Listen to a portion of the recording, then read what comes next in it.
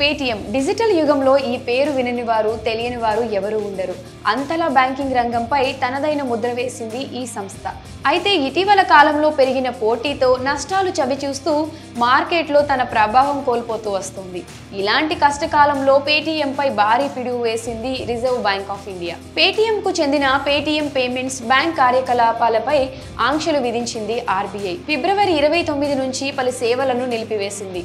మరి నిలిపివేసిన ఆ సేవలు ఏవి, కొనసాగించే సేవలు ఏవి, పూర్తి వివరాలు ఇప్పుడు తెలుసుకుందాం. పేటీఎం పై ఆంక్షలు విధించింది రిజర్వ్ బ్యాంక్ ఆఫ్ ఇండియా. దీంతో పేటీఎం ఖాతాదారులు ఆందోళనకు గురి అవుతున్నారు. కస్టమర్ల మనీ సేఫ్ అయినా అనే ప్రశ్నలు కూడా తలెత్తుతూ ఉన్నాయి.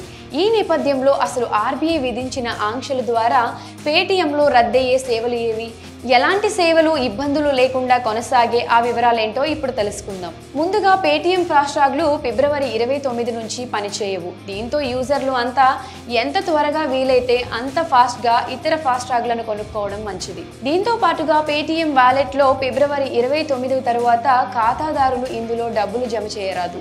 పేటీఎం వాలెట్ అనేది పేటీఎం పేమెంట్స్ బ్యాంకులపై ఆధారపడి పనిచేస్తుంది. కాగా ఒకవేళ మీకు అవసరమైతే ఇప్పటి వరకు పేటీఎంలో ఉన్న డబ్బులను మాత్రమే విత్డ్రా చేసుకునే వీలు ఉంటుంది. ఇక చివరి తేదీ తర్వాత ఆర్థిక లావాదేవీలు కానీ టాప్అప్లు కానీ చేయలేరు. ప్రీపెయిడ్ సాధనాలు, ఫుడ్, ఫ్యూయల్ కార్డులు, మెట్రోల్లో ఉపయోగించే కామన్ మొబిలిటీ కార్డులు కూడా వాడలేరు. ఫిబ్రవరి 29 వరకే తమ నిధులను వాడుకోవచ్చు.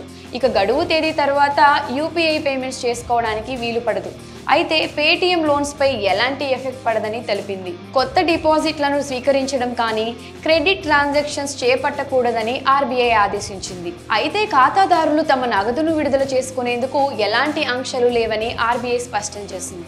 అలాగే పేటీఎం రీఫండ్లు, క్యాష్ బ్యాక్స్, వడ్డీలపైన ఎలాంటి ఆంక్షలు లేవని పేర్కొంది.